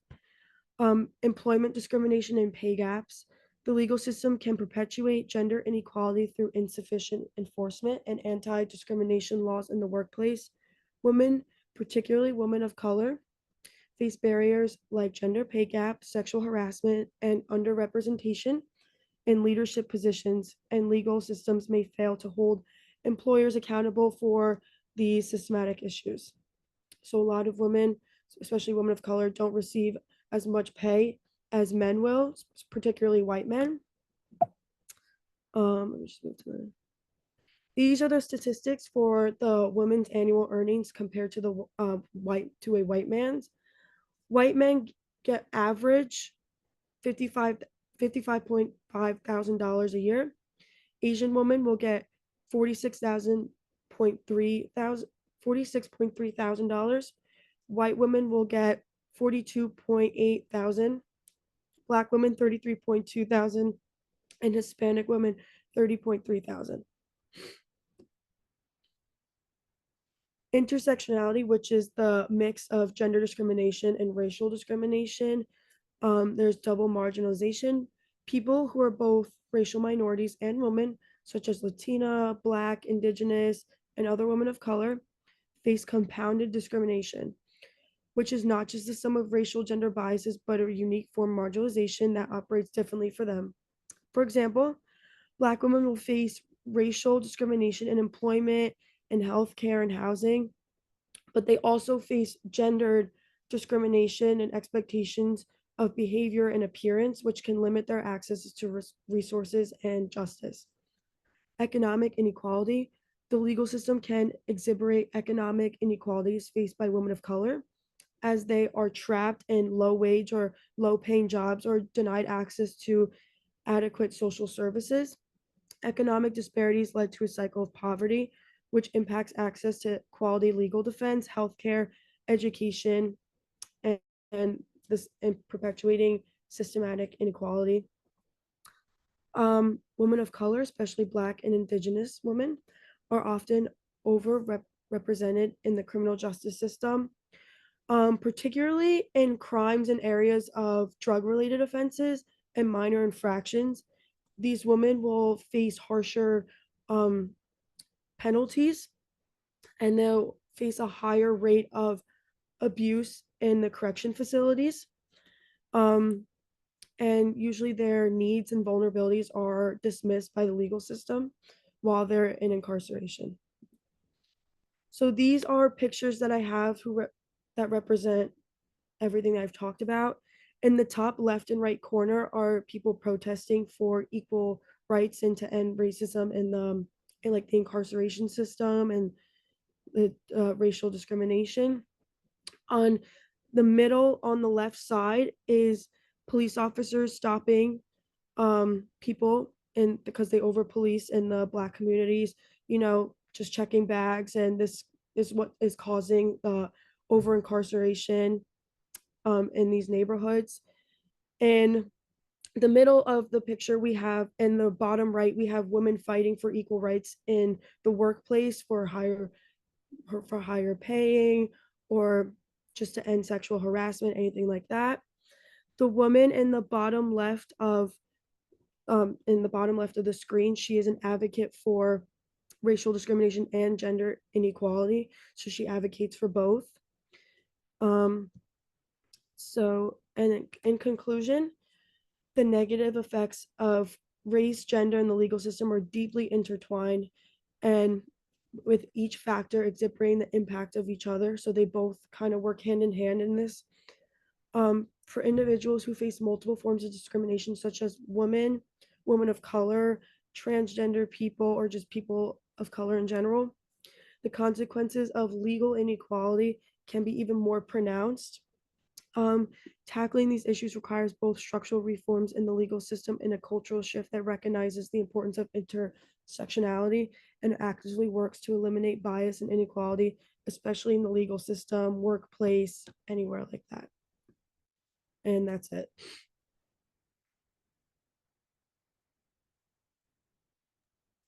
Very good.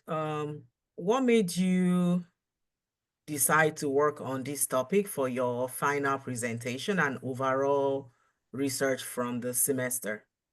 So my major is criminal justice. So I will be attending the police academy after I get my bachelor's degree. And so this kind of interests me a lot because of, this is all about the legal system and the discrimination, and also being a woman in this job when this field is kind of like a male dominated field. So I feel like this kind of relates to me in two different ways because this is the field that I'll be going into, and also I'm going into this field as a woman when it's mainly a male dominated field. Very good.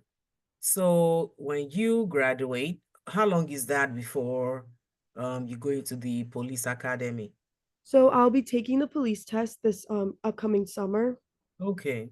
So I probably will be going straight out of college because I really want to work in like a homicide unit, and but I need to be a cop first. So I'm gonna get my degree, my criminal justice, my bachelor's degree, and then I'll be going to the academy, and I plan on being a cop for a few years before getting moved up to a higher ranking. Do you plan on staying on Long Island or anywhere in New York City? I Wow. would love to stay on Long Island. I Okay. particularly wouldn't like to work in New York City just because my father worked there as a firefighter and he's seen a lot of dangerous things happens there. But I would like to stay on Long Island or New York State. You're very brave. Very Yeah. brave. I commend you. So much is going on in New York City now. And, to be honest with you, I really applaud you because, first of all, you're a female. And second of all, with everything that is going on and with what you've heard and seen, you still are determined, uh, Yes. go ahead with this career pursuit. So I wish you all the best. Thank you. So if you don't mind, we have one more presenter and she just logged in. If you don't mind to just hang around to support, her. I believe you're in the same class, but if not, Yemin just graduated on Mhm. Sunday. So I was at yeah. So I was at the graduation ceremony on Sunday, and it was good to see, a student from one of the ALS classes that, walked on Yeah. Sunday. Yes, Yes. I'll stick around. Of Yes. Thank you so much. I course. hope you feel much better now. Thank you. Thank you for emailing me to let me do this from my room. I really appreciate it. Yes, you're welcome. Yemin, how are you? Oh, one more thing. Do you need me to email you this presentation or No, is so for everyone that made the presentation today, you're going to upload the final slides by 11:30 p.m. today, Tuesday, okay. December the 10th. Under the assignment tab, you're going to see a folder, final presentation. Don't upload it in week 15 because if you upload it in week 15, you're going to get only 1 point. And that 1 point is only for the extra credit for your reflection. All right. So make sure you look at the folders carefully. It's the Okay. only folder that has final. And that means that's where your presentation will go. All right. Okay. So let's welcome Yemin. Yemin, congratulations again. It was good to see you on Sunday walk. Thank you, thank you. Yes. I'm not really sure how I put my. All right, Yemin, you're up. Okay, so my presentation is on Central Americans in the United States, the struggles from start to the end. So yeah, let's just get started. So introduction, Central Americans in the United States often face significant challenges, including immigration struggles, economic hardships, discrimination, and mental health issues. Many migrate seeking better opportunities or escaping violence in their home countries, but they often deal with these difficulties of being undocumented, which leaves them vulnerable to deportation and limited access to work and services. They frequently work in low-wage jobs with little security, making it hard to build wealth and provide for their families. Additionally, they can experience discrimination based on ethnicity, immigration status, and accents, affecting their ability to access housing, education, and employment. The trauma of fleeing violence or living in fear of deportation can also take tolls on their mental health, leading to high levels of stress and anxiety. Despite these struggles, many Central Americans remain resilient, contributing to greatly to American society through their work culture and strong sense of community. Um, oh. So I kind of just, if I were to be in the class, I would just kind of show the map, because I think a lot of people think that Mexico is part of Central America, which is not. Mexico is part of North America. Um, but these countries vastly get overseas by Mexico. I think a lot of people, when you ask like, oh, like who's a Latino, who's this, a lot of people just say Mexico, which could be a little bit for some could be a little offensive. Um, so I kind of just wanted to state that. So also as we could see, like there's 7 countries that make up Central America, which is Guatemala, Belize, El Salvador, Honduras, Nicaragua, and Costa Rica, and Panama. And I just think it's important to know that just because geography wise, this is why a lot of people do migrate to the United States. It's easier to migrate to the United States than it is to migrate to Spain, which there is a lot of immigrants in Spain, but because they could just do it walking wise, like that's how my family did it. They my parents come from Honduras, and my dad is from Honduras and my mom is from Nicaragua, and they mostly walked. They took like mini shuttles and buses to get to the United States. Um, but almost I think they took about 10 days walking through Mexico. Um, so yeah, so I definitely think geography wise it's very important to know that. So where it starts, um, when you want to go to the United States, people pay quote unquote what they're called coyotes. These people, usually people around, like when my mom came, she knew a family member that did this, and she got it more on the cheaper side. She got it for $3,000, but mostly now, because it's really hard to pass the border, it's around $10,000, and it's very unsafe because usually when you get to Mexico, um you run into drug lords, and you need to pay them about $2,000 extra besides the $10,000 to cross Mexico, or else they do ransom. You get stopped along countries, everything depends. People like from Colombia and like I know this is based on Central America, but people like from Colombia, they have even harder because they have to pass through Panama, and there's a between Panama and Colombia, there's this place called Durang, and it's a jungle, and it's very dangerous. Millions of people have died there trying to get it to the United States. So I think that's important to kind of acknowledge. Um, Everything also depends, the money wise also depends what you're trying to do. So if you are just trying to get stopped, there's 2 ways you could go about this. So if you're just getting stopped at the border and trying to get captured by the Homeland Security of the United States, a lot of people do this because they could ask for asylum in the United States. This is what my dad did. My mom didn't. She decided to, with the coyotes from Mexico, sneak past Homeland Security and get to New York, which is additional money. And then I had a short video kind of explaining this. Just let me know if you guys could still see it. Todos vienen ahora sí que Yes. con el mentado sueño americano, que es una gran mentira. Mi nombre es Ramón. Yo tengo 31 años. Nos dedicamos a pasar inmigrantes. Me involucré buscando también el sueño americano, pero pues no pude. y vi que aquí había negocio más fácil. Es mucho el riesgo, pero es buena la paga. Puedes ir una vez por semana hasta 4 veces por semana. Y son 6 años, imagínate. ¿Cuántas veces no he cruzado? Tú entras y tienes que hablar con uno de los del cártel. Con una cuota de una persona que tú no pagues, ya estás violando tu palabra más que nada y tú sabes que aquí lo que cuenta es la palabra.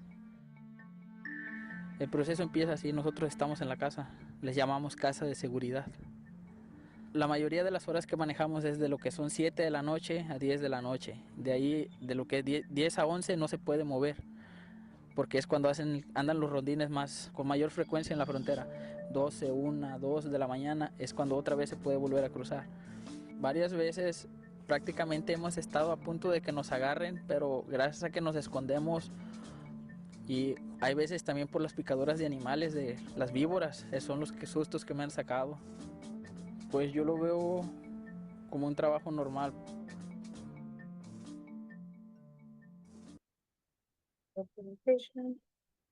So do you guys have any questions I could elaborate on? Oh, okay. So demographics, total number of Central Americans in the United States is about 4 million as of recent data. Most of them do stay in Los Angeles, Houston, New York City, and Washington, D.C. I know recently a lot of people have been going to Oklahoma for like construction jobs.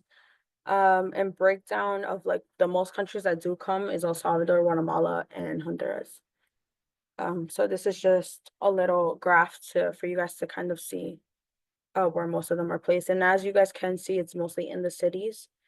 So yeah. So historical migration to the United States due to civil war and high crime rates, most people, not only from Central America, but from all Latin America, decide to take the step to come to the United States.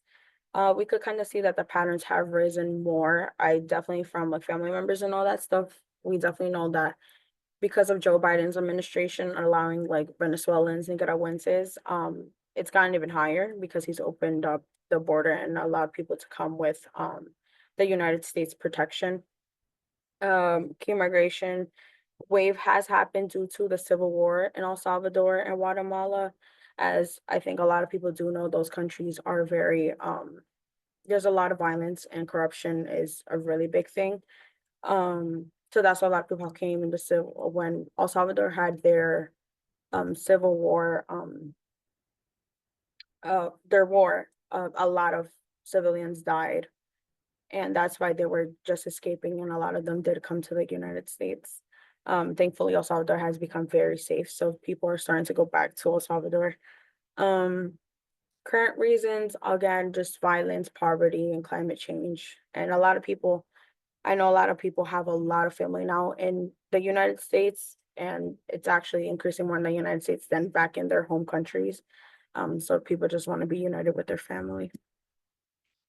Discrimination, just kind of wanted to talk about this a little bit because I know at the beginning of our school year, we were talking about how colorism is a really big thing in Latin America, especially like places in Dominican Republic and all that stuff. So yes, people do face some discrimination, again, like I was kind of touching bases on, like being Hispanic, people mostly think that when you ask them, they just think straight off you're Mexican.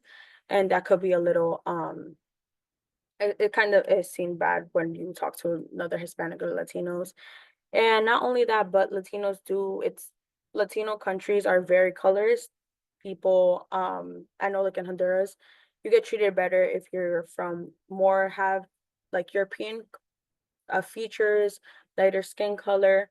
So that's a thing. And recently, like with the debate that's been happening, um, we've kind of been facing more discrimination towards our own people because people have like this thing like, oh, if you support like Donald Trump, for example, not saying that I have the same opinion or not, but a lot of Latinos are like, oh, if you support Donald Trump, that you're going against your people. And then other people have different things. So that has been a topic in our Latin community lately.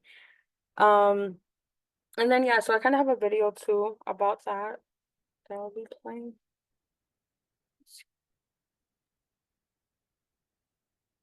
Nasty Nasty Mexican dog. God bless you, Nasty lady. Mexican dog. Don't God blast bless me. you. In Bye. we speak English. So? We don't have to listen. Who say that? Who say that?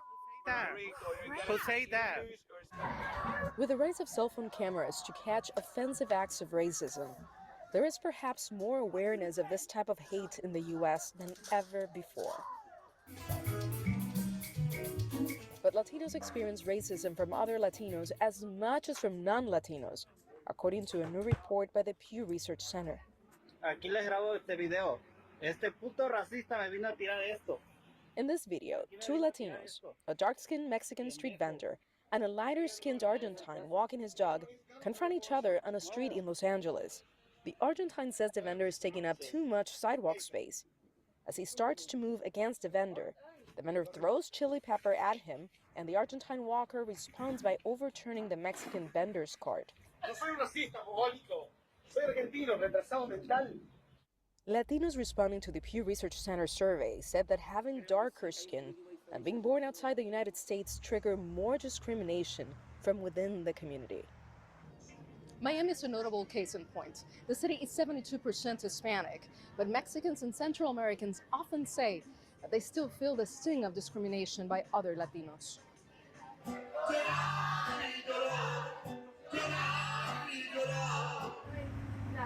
Yolanda Alvarez is Mexican and lives in Miami. We have a cleaning company. Yeah, a cleaning service company.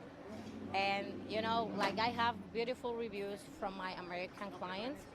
And unfortunately, when I go to a Latin house, it's like always complain. They don't want to pay what is fair. They want me to do extra stuff without paying. They want me to take advantage, like basically. They want to take advantage of me and my people. And I don't like that. There are a lot of Cubans here. And it's not that I don't like them. I like them and I treat them well, but the way they treat me in my business, I don't like that. As for Cubans, many say, as a majority in South Florida, that they don't feel much discrimination.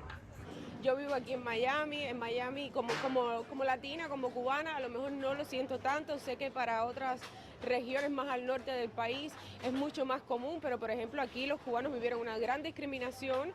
Los primeros cubanos que llegaron en los años 60, los carteles que veían en las calles de Miami eran no cubanos. De allá para acá, como te puedes imaginar, las cosas han cambiado mucho. Young Latinos in the U.S. report discrimination too, especially if they have a strong accent when speaking English. The Pew survey says most younger Latinos also reported hearing racially insensitive comments or jokes about Latinos coming from their own Hispanic friends or family members. For Sebastián Rodriguez, the U.S. Latino experience is different. His skin is light. His parents are Peruvian, but he was raised in the U.S. Because, I mean, if you want to be real honest, most of the time people think I'm American, like white American. So. But he acknowledged the prejudice embedded in older generations of his family. The person that told me not to date someone darker, right? The reason why I kind of let it, like, not bother me, because I'm not going to get into that argument about what they believe is right, because they just came from very old house, like very old school way of going, if that's how you want to put it. And then their parents, even worse, because now that's like in the 60s, in the 50s, in the 40s, where racism was really bad. So I've been told that, but to me, all women for me are great. Many studies have found young people in general more open to other cultures, especially when exposed to a melting pot type setting like here in Miami. The challenge often lies, as Sebastián found, with changing the mindset of older generations. Nitza Soledad Perez, CGTN, Miami.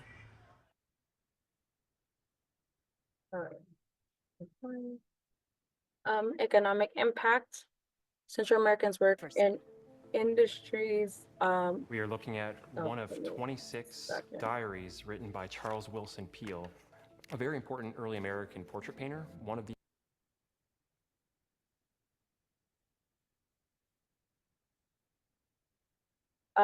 So like like I was saying, Central Americans work in industry like agriculture, construction, and hospitality. They kind of they, a lot. I think, well, obviously, if you don't have papers like that, you kind of just have to do those more low type jobs and under the book type jobs. You can't be in, in a HR type position without proper documentation. Um, Contribution to local economies and entrepreneurship and roles. A lot of people that do work here do send money back to their home countries. For example, my dad, he worked in the United States for about 20 years and he finally went back. And he had a pretty good amount of money saved up and a really big house that he was building throughout years. So just a little personal experience. And then here I just kind of have a little chart just for you guys to see what mostly they work in. So as we were saying before, like a lot of them do work in more hands-on type jobs, so like construction and maintenance, as we could see in the chart.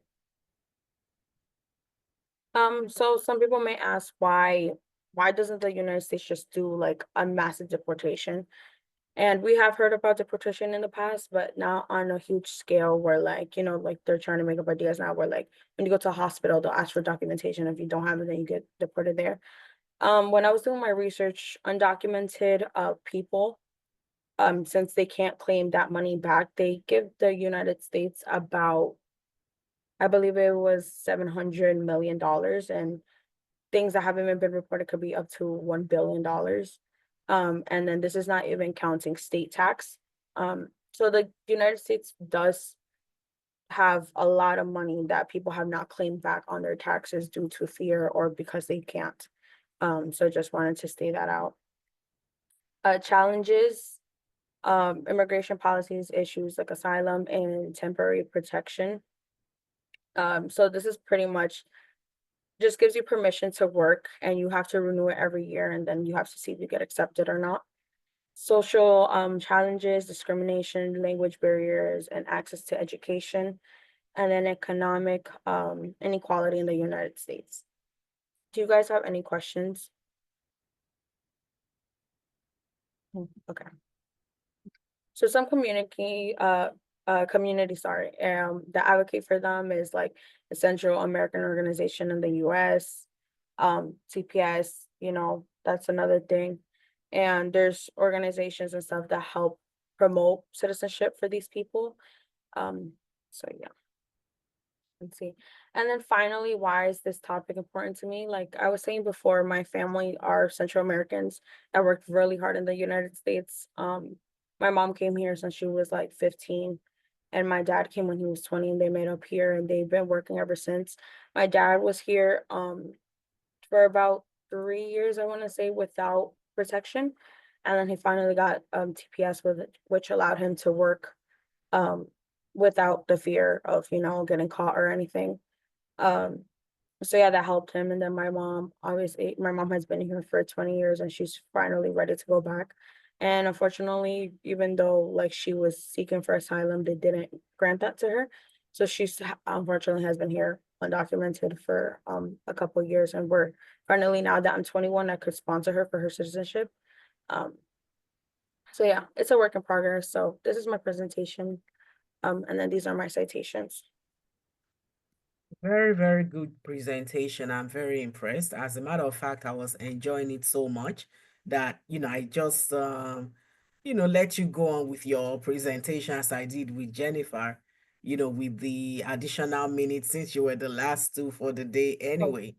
But thank you for connecting your personal story to the presentation. So what made you to decide that this was the topic that you wanted to research on and also to work on for your final presentation?